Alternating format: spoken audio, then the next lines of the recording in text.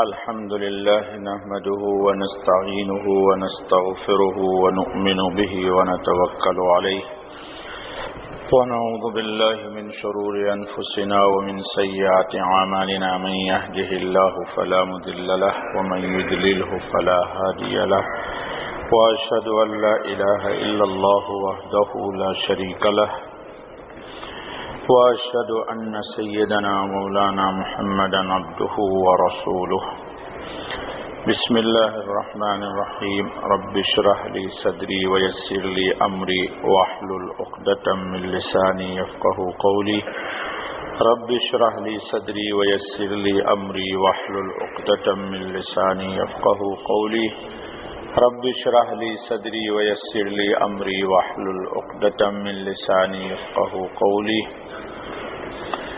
یا رب زدنی علما سبحانک لا علم لنا الا ما علمتنا انک انت العلیم الحکیم یا حی یا قیوم برحمتک استغیث ولا تکلنی الی نفسی طرفة عین ولا اقل من ذلک اللہم برحمتک اصلح لی شانی کلہ.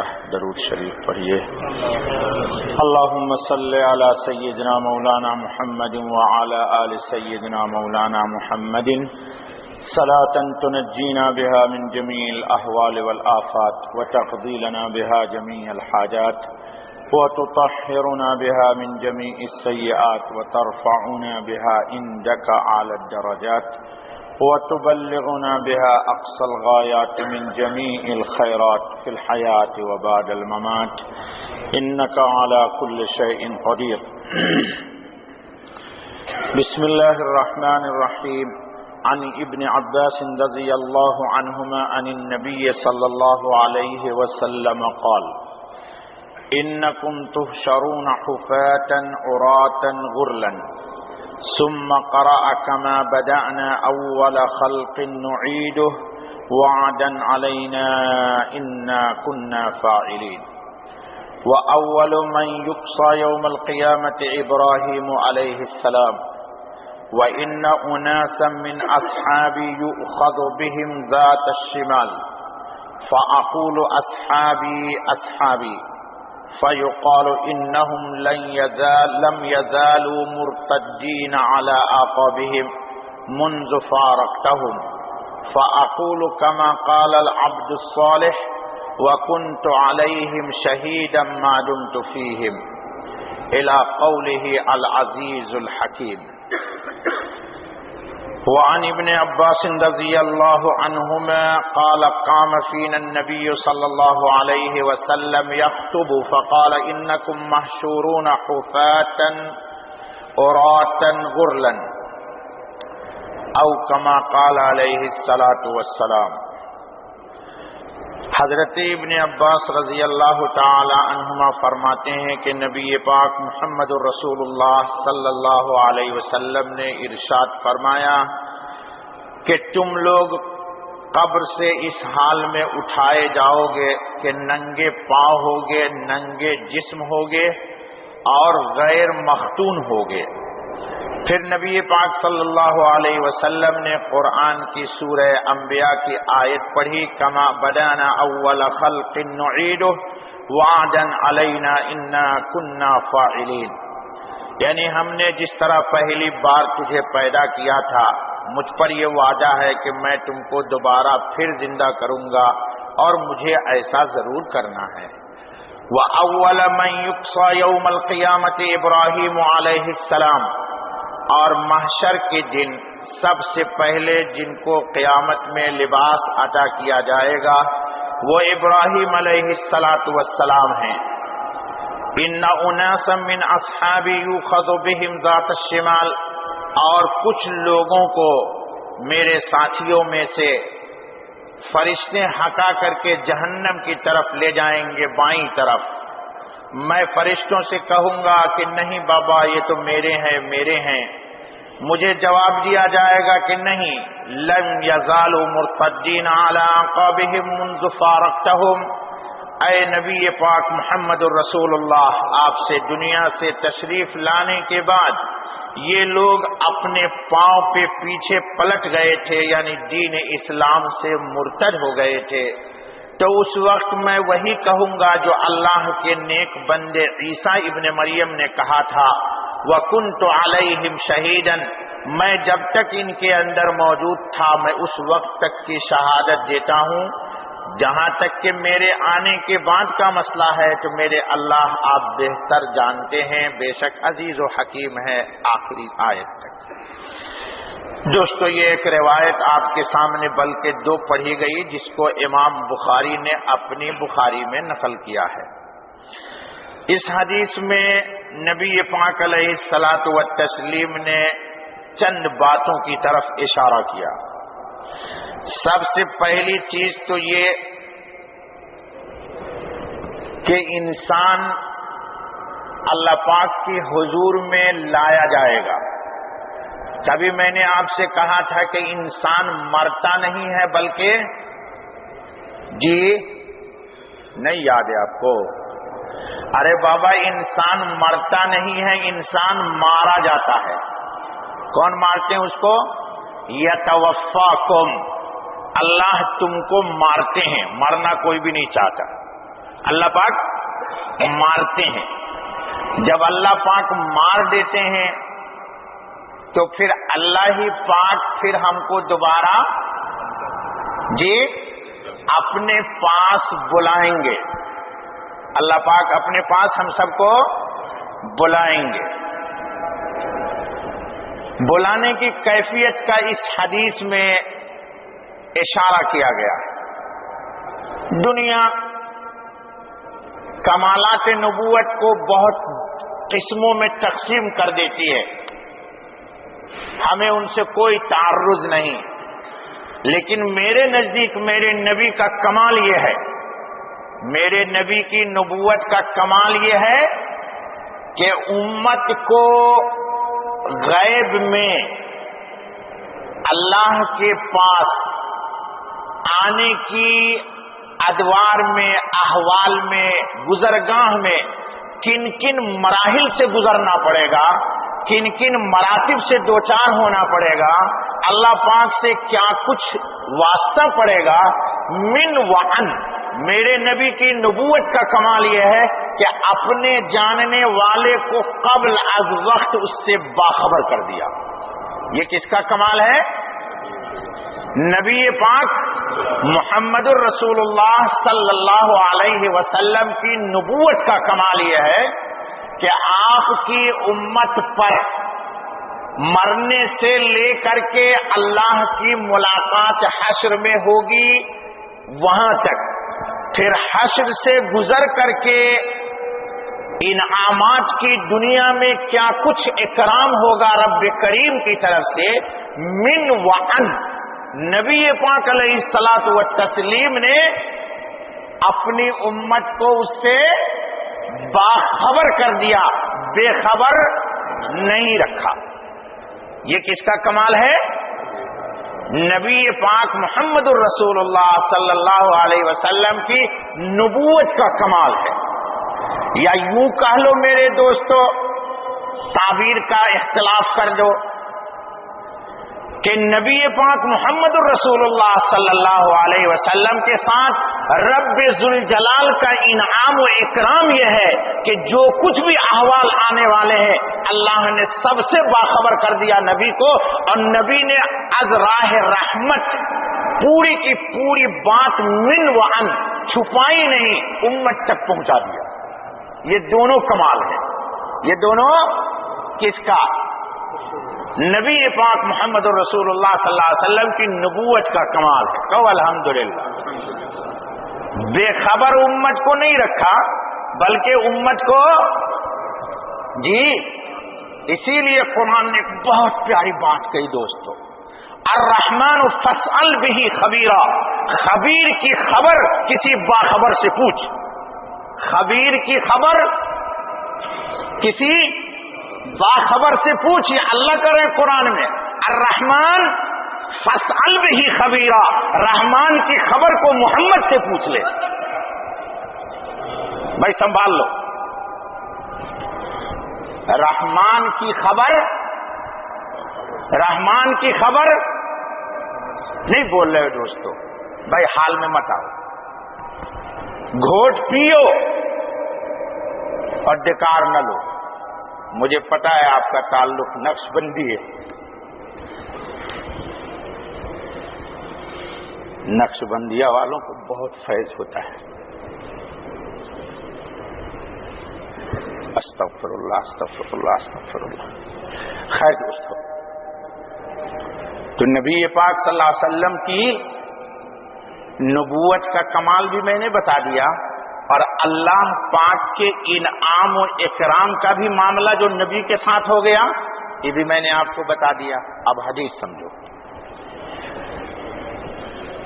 نبی پاک صلی اللہ علیہ وسلم فرماتے ہیں، اللہ نے قرآن میں فرما دیا ہے جی، کما بدانا اول خلق نعیدہ وعدا علینا. اللہ کہہ رہے سن لو، بے خبر لوگوں کو بتلا دو کہ تم آئے نہیں تھے، تمہیں لایا گیا تھا. اب تم جاؤ گے نہیں، تمہیں لایا جائے گا. تم مرو گے نہیں، تمہیں مارا جائے گا. تینوں بات لکھ لینا ڈائری میں. تم آئے نہیں ہو، تمہیں لایا گیا ہے. تم مرو گے نہیں، تمہیں مارا جائے گا. تم آؤ گے نہیں، تمہیں لایا جائے گا. معلوم یہ ہوا کہ ہم آئے ہیں کسی امانت کی ادائیگی کے لیے. جب لائے گئے تو امانت کے لیے. مریں گے نہیں، مارے جائیں گے. اس لیے کہ دنیا جگہ دی لگانے کی دنیا نہیں ہے، اور ہم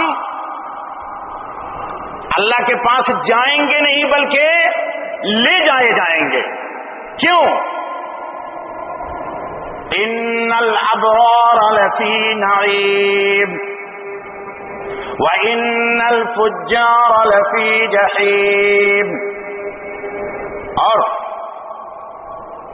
واصحاب الیمین ما اصحاب الیمین فی سدر مخضود وطلح منضود وظل ممدود وماء مسكوب وفاكهة كثيرة لا مقطوعة ولا ممنوعة إنا أنشأناهن إنشاء فجعلناهن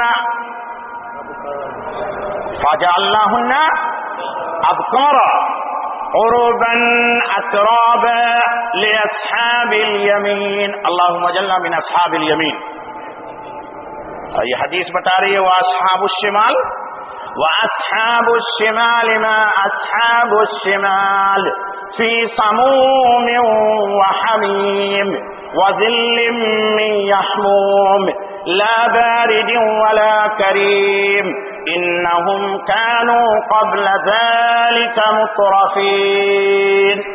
اللهم لا تجعلنا من المترفين. کہو آمین. بابا بخیل مت بن جاؤ یارو.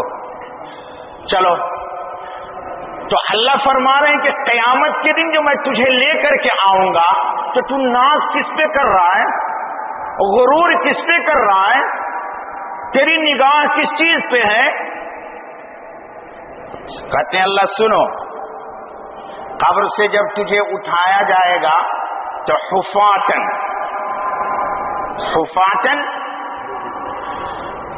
ارے بابا حافی کس کو بولتے؟ ننگے پاؤں. ماں سے آپ چمٹ پہن کر کے آئے تھے پیٹ سے، یا لبرٹی کا جوتا لائے تھے، یا باٹا کا لائے تھے، یا پتہ نہیں دنیا کی کتنی کتنی کمپنیوں کے بڑے بڑے روسا خریدتے ہیں کہ مولوی صاحب یہ کون سی کمپنی کا جوتا ہے جی؟ کیا بولتے؟ برانڈڈ. کیا مطلب؟ برانڈڈ جوتا پہننے کے بعد کیا اس پاؤں سے جہنم میں نہیں جاؤ گے؟ ایمان کی جوتیاں پہنا کرو، اعمال صالحہ سے مزین ہوا کرو. برانڈڈ جوتی تم کو ایمان سے قریب تو نہیں کر سکتی ہے، ایمان سے دور کر سکتی ہے کبر کی بنیاد پر. بولتے نا لوگ برانڈڈ کمپنی کا قلم یوز کرتا ہوں، 5 اسٹار ادھر لگا رہتا ہے لوگوں پہ. جی اے بابا کی غلط ہے.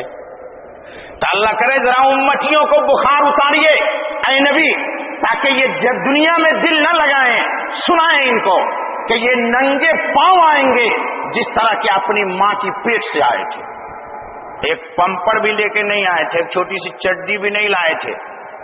لائے تھے یا آپ لوگ لے کر کے آئے ہوں گے؟ تو میں تو نہیں لایا، آپ بھی نہیں لائے تھے. چلیے، حفاتن عوراتن، ننگا جسم ہوگا. ہائے میرا اللہ، رحم کیجیے گا میرے اللہ جی، رحم. قرآن کہتا ہے سنو، قیامت کے دن جو ہوگا وَلِبَاسُ التَّقْوَىٰ ذَلِكَ خَيْرٌ، یہ اہل ایمان کے لیے ہوگا. اب میرا یہ اللہ کہہ رہا ہے کہ بے ایمانوں کے لیے کیا ہوگا. سنو، وَسَرَابِيلُهُم مِّن قَطِرَانٍ وَتَغْشَىٰ وُجُوهَهُمُ النَّارُ. وَسَرَابِيلُهُم مِّن قَطِرَانٍ، ان کو جہنم کا سلوار پہنا دوں گا میں. وَتَغْشَىٰ وُجُوهَهُمُ النَّارُ، اور ان کے چہرے کو دوزخ کی آگ لپیٹ لے گی. کیوں؟ انسان حق کا مقابلہ یا باطل کا مقابلہ سب سے پہلے اپنے فیس سے کرتا ہے، چہرے سے. حق کو قبول کرتا ہے تو پیشانی پہ خوشی کی لہر دوڑ جاتی ہے، اور اہل باطل کے سامنے جب حق بیان کیا جاتا ہے تو سب سے پہلے ناگواری کا اظہار اس کے پیشانی پہ بل کی شکل میں آتا ہے. اسی لیے میرے اللہ نے کہا ناسیتن کاذبتن خاطئہ فلیدع نادیہ، ذرا بلاؤ نادیہ کو. نادیہ نام نہ رکھنا، بہت سارے لوگوں کو شوق ہوتا ہے، یہ جہنم کا نام ہے. فلیدع نادیہ سندع الزبانیہ، لاؤ پکڑ کے. یہ ہم تھوڑے نہ کہہ رہے ہیں، یہ آپ کا اللہ کہہ رہا ہے، آپ کا رب کہہ رہا ہے، آپ کا خالق کہہ رہا ہے، آپ کا مالک کہہ رہا ہے کہ مجھے چھوڑ کے نہ جاؤ. فَفِرُّوا، پر بابا فَفِرُّوا إِلَى اللَّهِ، اللہ کی طرف بھاگو. کہاں جا رہا ہے؟ کسے دیکھتا ہے؟ نظر سوئے اخوا اور قدم سوئے اخوا اور نظر سوئے دنیا. کہاں جا رہا ہے؟ کسے دیکھتا ہے؟ نہیں آئی سمجھ میں بات جی؟ کہاں جا رہا ہے؟ کسے دیکھتا ہے؟ قدم سوئے اخوا، آخرت کی طرف قدم جا رہا ہے، اور نظر سوئے دنیا، اور دیکھ رہا ہے دنیا کو. گویا کہ اللہ کے پاس ریورس گاڑی لے کے جا رہا ہے. اسی لیے ایمان والوں کو اللہ نے کہا ہے وَأَنِيبُوا، انابت اختیار کرو.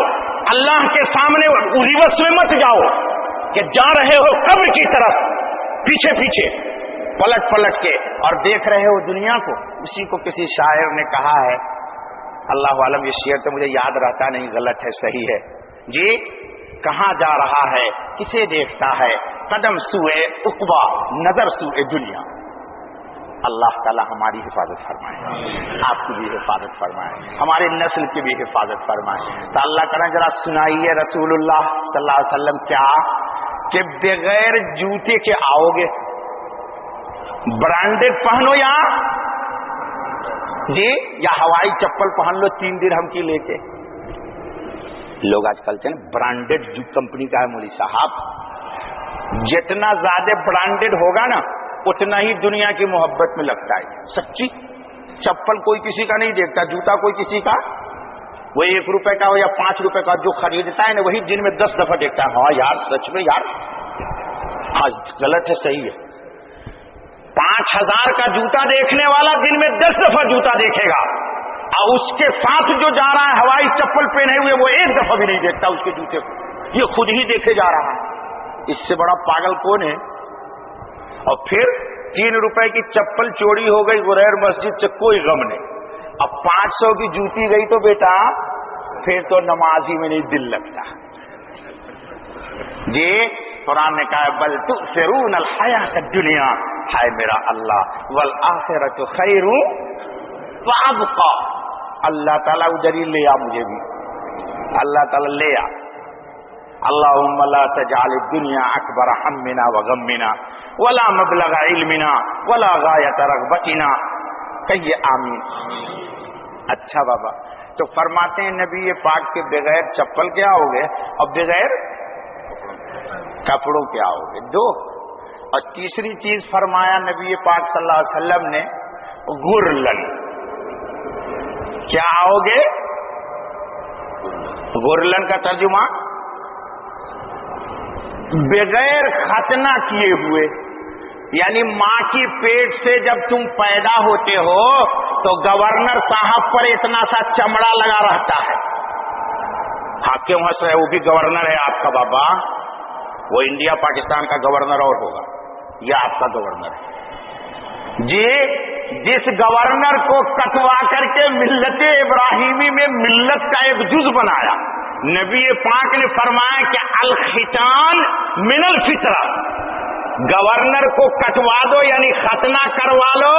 ملت ابراہیمی میں 10 چیز ملی تھی، اس میں ایک یہ بھی تھا، یعنی اللہ کے قرب کے لیے ابراہیم علیہ السلام کو 10 بنیادی چیز بتائی گئی، جس میں ناخن تراشنا، مونچھ کا کاٹ لینا، داڑھی کا بڑھوا دینا، بغل کا صاف کروا دینا۔ اس میں کیا تھا؟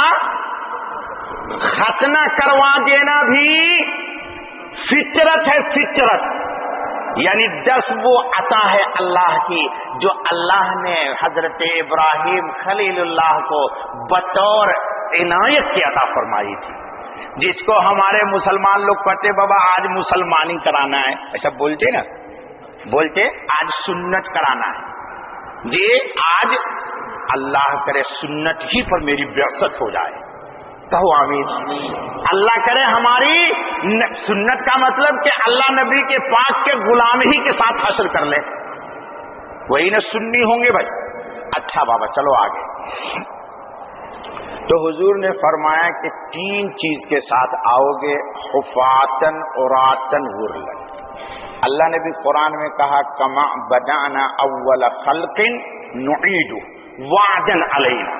اللہ کہتے ہیں یہ بات میں نے بہت اپنے ذمے لے لی ہے، میں نے اپنے ذمے انا کنا فاعلون، مجھے ضرور کرنا ہے ایسا، مجھے ایسا ضرور کرنا ہے۔ ایک بات، دوسری چیز حدیث میں ہاں یہ روایت کہہ رہی ہے کہ ننگے آئیں گے، بغیر ختنے کے آئیں گے، بغیر چپل جوتا کے آئیں گے۔ روایت میں آیا کہ نبی پاک علیہ الصلاۃ والتسلیم نے فرمایا ہے ان المیت یبعث فی ثیابہ التی مات فیہا۔ ایک روایت میں فرمایا نبی پاک نے کہ اپنے مردوں کو کیا کرو، بولیے نا بابا، بالغوا اکفان موتاکم فإن التی یحشرون اکفانہم وسائر الامم عراۃ، صلی اللہ علیہ وسلم۔ یہاں بھی امت کے امتیاز کو بیان کر دیا۔ روایت میں آیا کہ میت کو کفن دیا کرو کہ یہ قیامت میں اسی کفنوں کے ساتھ اٹھیں گے۔ تو وہ روایت بتا رہی ہے کہ میت کفن میں جیسا کفن دیا جائے گا اسی میں اٹھائی جائے گی۔ بخاری شریف کی یہ روایت کہہ رہی ہے کہ انسان حشر میں آئیں گے تو بغیر کفن کے آئیں گے۔ مولانا صاحب تو جواب دیجئے دونوں حدیث کا، کہیے گا آپ دیجئے اس لیے کہ درس تو آپ دے رہے ہیں۔ چلو، امام غزالی علیہ رحمہ اللہ ان کی قبر کو نور سے بھر دے، ایک روایت نقل کر دیا جو دونوں روایت کو بے غبار کرتی ہے۔ فرمایا کہ یہ امت یعنی امت محمد صلی اللہ علیہ وسلم تو اپنے کفن ہی کے ساتھ اٹھائی جائے گی۔ بقیہ عیسیٰ ابن مریم سے لے کر کے آدم علیہ نبی علیہ الصلاۃ والتسلیم تک کائنات عالم کی جتنی اموات ہوئی ہیں یا جتنی ہیں یا امتیں ہیں یا ناس ہیں، وہ سب کے سب قیامت میں ننگے اٹھائے جائیں گے۔ تو گویا کہ حدیث جو ابو سعید خضری کی ہے اس کو خاص کر دیا کہ یہ اس امت کے لیے نہیں، دوسری امتوں کے لیے کہیے الحمدللہ. تو دونوں روایت کا دو محل ہو گیا مولانا صاحب. لیکن ملا علی قاری نے ایک جواب دیا ہے، وہ مجھے زیادہ پسند آ گیا. فرماتے ہیں کہ دونوں روایت اپنی اپنی جگہ اور دونوں ہی صحیح ہے اس امت کے لیے. ابتدائی مرحلے میں جب سور پھونکا جائے گا اور لوگ اپنی اپنی قبروں سے اٹھیں گے تو اپنے اپنے کفن کے اندر ہی محشر میں حاضر ہوں گے، اپنے اپنے کفن کے ساتھ ہی محشر میں اسی لباس میں آ جائیں گے. انسانیت کو ہاں یہ آنے تک ہوگا، سمجھیے اس بات کو، قبر سے محشر تک آنے تک انہی کفن کے کپڑوں میں ہوں گی. لیکن جو موقف قیام ہے، موقف قیام جہاں انسان نفسی نفسی کے عالم میں ہوگا، انسان کو شعور تو نہیں ہوگا، بے شعوری طور پر ان کے جسم کا کفن غائب ہو جائے گا یا جسم سے اتر جائے گا. اسی موقع کے لیے نبی پاک صلی اللہ علیہ وسلم نے ام المومنین حضرت عائشہ صدیقہ کو جواب دیا تھا. حضرت عائشہ صدیقہ رضی اللہ تعالی عنہا نے سوال کیا تھا کہ یا رسول اللہ صلی اللہ علیہ وسلم، قیامت کے دن جیسے کہ آپ فرما رہے ہیں کہ سب لوگ ننگے ڈھرنگے نہیں ہوں گے، تو کیا اس محشر کے میدان میں لوگ ایک دوسرے کو دیکھیں گے نہیں؟ یعنی لوگوں کے سطر تو نمایاں ہو جائیں گے. تو نبی پاک علیہ الصلوۃ والتسلیم نے فرمایا کہ عائشہ، اس وقت کرب، ہل چل، پریشانی اتنی شدید ہوگی کہ ہر شخص اپنے ہی آپ میں فکر مند ہوگا، دوسروں سے اتنا غافل ہوگا کہ کوئی کسی کے شرمگاہ کو کیا دیکھے، اپنے بھی شرمگاہ پر اس کی نگاہ نہیں جائے گی. کیوں؟ موقف قیام ہوگا. موقف قیام، اس جملہ کو لکھ لیجئے گا. یہی وہ وقت ہوگا کہ نفسی نفسی ہر شخص کہہ رہا ہوگا. انبیاء علیہ السلام کہیں گے یا رب سلم سلم، یا رب سلم سلم. گزرے گا وقت، پھر شفاعت کے لیے ایک دوسرے کے پاس جائیں گے. وہ طویل موضوع ہے، ادھر نہیں جانا. یہی وہ وقت ہوگا. اس وقت کوئی کسی کو دیکھے گا نہیں. اس وقت کے بعد یہ جو قیام کا وقت گزر گیا، اب صاحب ایمان کو تقوی کا لباس عطا کر دیا جائے گا اور بے ایمان کو وَسَرَابِيلُهُم مِّن قَطِرَانٍ کی شکل میں لباس عطا کر دیا جائے گا. یعنی اب امتیاز حاصل ہو جائے گا. بعض محدثین کہتے ہیں کہ اس روایت کا مفہوم بالکل صحیح، وہ بھی صحیح. کہتے ہیں کہ دیکھیے، حفاتن اور آتن سے مراد یہ ہے کہ میدان محشر میں عمل نہیں ہوگا، انسان عمل کرنے سے اس روز عاری ہوگا، یعنی عمل کرنے کی جگہ نہیں ہوگی.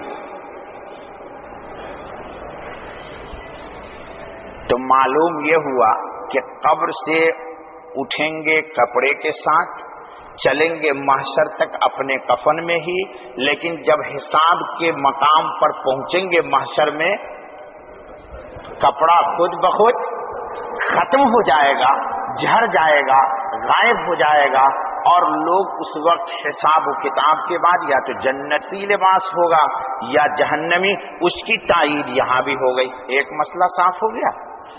اب دوسرا مسئلہ لیجیے. روایت میں آ گیا اسی میں کہ ابراہیم علیہ الصلاۃ والتسلیم کو سب سے پہلے اللہ پاک حلت یعنی لباس عطا کریں گے. قیامت کے میدان میں جب یہ محشر ختم ہو جائے گا تو سب سے پہلے ایک لباس اللہ پاک کس کو عطا کریں گے؟ حضرت ابراہیم علیہ الصلاۃ والتسلیم کو. کیوں؟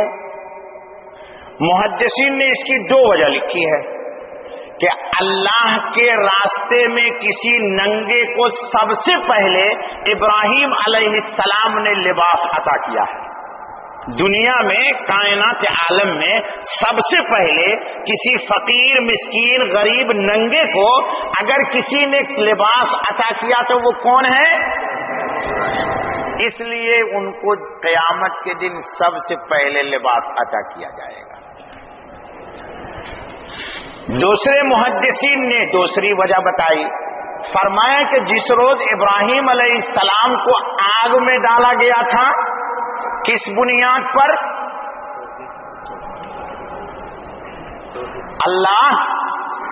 اللہ ایک ہے، اس کا کوئی شریک نہیں. رزاق، بولیے بھائی، اللہ غفار، رزاق، جبار، منتقم، رحمان، رحیم، قدوس، مومن، محیمن، عزیز، جبار، متکبر، المؤمن، السلام. ہر سوال کا جواب اللہ، ہر سوال کا جواب. تو اللہ کے نام کے لیے ابراہیم کو ننگا کیا گیا، اس لیے قیامت میں اللہ بے ایمانوں کو بھی بتلا دیں گے کہ اس کی ان کو نعمت یہ ملی کہ قیامت کے دن سب سے پہلا لباس. چلیے اب آپ سوال کر دیجئے گا بچ گانا کہ مولانا ہم تو حضور صلی اللہ علیہ وسلم کے امتی ہیں، تو یہ تو عجیب ہو گیا. فضیلت نہیں، یہ جزئی فضیلت ہے. اسی لیے اب رسول اللہ کا بھی سن لیجئے کہ یہ صلی اللہ علیہ وسلم یہ لباس عطا ہوتے ہی اللہ پاک کرامت کی ایک کرسی منگائیں گے، کرامت کی ایک کرسی منگائیں گے. ابراہیم علیہ السلام عرش کے بائیں طرف اس جنتی لباس میں بے شک کھڑے ہوں گے، لیکن عرش کے داہنی طرف اللہ ایک کرسی منگا کر کے رکھے گا. جناب محمد الرسول اللہ صلی اللہ علیہ وسلم کو اعزاز کے ساتھ بلایا جائے گا، اور اس کرسی پر اللہ پاک محمد الرسول اللہ صلی اللہ علیہ وسلم کو جلوہ افروز ہونے کے لیے فرمائیں گے، اور جنت کا لباس آپ کو عطا کیا جائے گا. موضوع سے ہٹ کے بات ہے، لیکن ایک بات کہہ دوں. اللہ فرمائیں گے رسول اللہ صلی اللہ علیہ وسلم کو کہ کرسی پہ بیٹھ جائیے. کتابوں میں آیا کہ رسول اب حکم اللہ کا ہے کہ کرسی پہ بیٹھیے. رسول اکرم صلی اللہ علیہ وسلم دل میں سوچیں گے کہ میں اگر بیٹھ گیا اور یہ کرسی مجھے لے کے چل پڑی جنت میں تو میری امت کا کیا ہوگا. روایت میں ہے کہ نبی پاک صلی اللہ علیہ وسلم اللہ کا حکم ماننے کے لیے عرش کی دائیں طرف کھڑے ہو کے اپنی کرسی پر ہاتھ رکھ دیں گے تاکہ امتثال امر تسلیم کر لیا جائے کہ میں نے کرسی قبول کر لی. لیکن کرسی پہ جب تک کہ ایک ایک امتی جنت میں نہیں چلی جائے گی اس وقت تک کرسی پہ جلوہ افروز. کیسے پیارے لوگ ہیں آپ لوگ. اسی لیے بولتا ہوں دوستو، جمعہ کے دن جمعہ کی نماز سے پہلے اپنے نبی پر تھوڑا درود پڑھا کرو. جمعہ کے دن جمعے کی نماز سے پہلے کہہ رہا ہوں، پورے دن کبھی بھی پڑھو، تم کو اجازت ہے بابا، شکر ہے اللہ کا. لیکن جمعہ کے دن جمعے کی نماز سے پہلے ضرور درود شریف کا تحفہ نبی پاک علیہ الصلوۃ والتسلیم کی جناب میں پیش کیجئے. درود جمع نہیں ہوتا ہے جمعہ کے دن، جمعہ سے پہلے ایک ایک درود کو فرشتے روضہ رسول تک پہنچاتے ہیں، ایک ایک درود کو. گویا کہ آپ کی جسم کے دل سے جو درود نکلتا ہے نبی پاک کے روضہ اطہر تک ملائکہ کی صف بچھ جاتی ہے. کتنا مبارک موسم ہوتا ہوگا. اس لیے جمعہ کے دن ضرور ٹائم نکال کے درود شریف پڑھ لیا کرو. بابا دیکھو ٹائم ہو گیا، حدیث باقی رہ گئی. اللہ زندہ سلامت رکھے گا تا اگلے ہفتے. ٹھیک ہے؟ ہاں کیا بات ہے. اسماعیل بھائی کے لیے دعا کرنا ہے. کون ہے اسماعیل بھائی؟ مجہول کی تعریف مجہول سے مت کر، زور سے بول. آپ کے کمرے کے ساتھی تھے، اللہ کو پیارے ہو گئے، تو اللہ کو پیارے ہو گئے تو اللہ ان کے ساتھ پیار کر لے، اور کیا چاہیے؟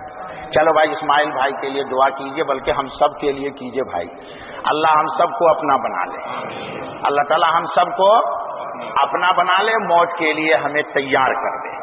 اللہم صلی علی سیدنا مولانا محمد وعلی آل سیدنا مولانا محمد افضل صلواتک بعدد معلوماتک وبارک وسلم علیہ۔ یا اللہ ہمارے آنے جانے کو قبول کر لے، ہمارے بیٹھنے کو کہنے سننے کو بھی قبول کر لے، اپنی رضا کا ذریعہ بنا دے۔ یا اللہ کبر سے بچا لے، تکبر سے بچا لے، حضوظ نفس سے بچا لے۔ اے اللہ اس مجمع میں ہم سے زیادہ مخلصین موجود ہیں، اہل دل اہل باطن موجود ہیں، یا اللہ انہی کے باطن کے تقدس کے وسیلے ہماری اس مجلس کو قبول کر لے۔ میں تو اپنے آپ کو نہیں کہہ سکتا میرے پروردگار عالم، ہم بھی انہی کے وسیلے جو سن رہے ہیں اپنی مغفرت کی تجھ سے بھیک مانگتے ہیں۔ میرے اللہ اس مجمع کو قبول کر لے، یا اللہ ہمارے درس کو قبول کر لے۔ اے اللہ احادیث قدسیہ کو جو آپ کی ذات سے تعلق ہے، اور اس تعلق کی بنیاد پر جو احادیث قدسیہ سے انوارات نکلتے ہیں، ان سے ہمارے دیدہ باطن کو منور کر دے۔ میرے اللہ ہمارے قلب کی گندگی سے حسد کو، کینہ کو، غرور کو، تکبر کو، بڑا بننے کے جذبے کو ختم کر دے۔ یا اللہ فنائیت کی شان عطا فرما دے۔ اے اللہ اپنی ذات میں ہمیں فنا کر دے۔ یا اللہ ہمیں اپنی ذات کا طالب بنا دے۔ یا اللہ طلب کا گھونٹ بھی تو ہی عطا کر دے۔ اے اللہ محض اپنے لطف و کرم کی بنیاد پر اس مجمع میں جتنے لوگ دل میں جتنی جائز خواہشیں تمنائیں رکھ رہے ہیں، سب کی آرزوؤں کو، تمناؤں کو پوری فرما دے۔ میرے اللہ محض اپنے فضل سے ہماری دعا کو قبول فرما لے۔ سبحان ربک رب العزت عما یصفون وسلام علی المرسلین والحمد للہ رب العالمین۔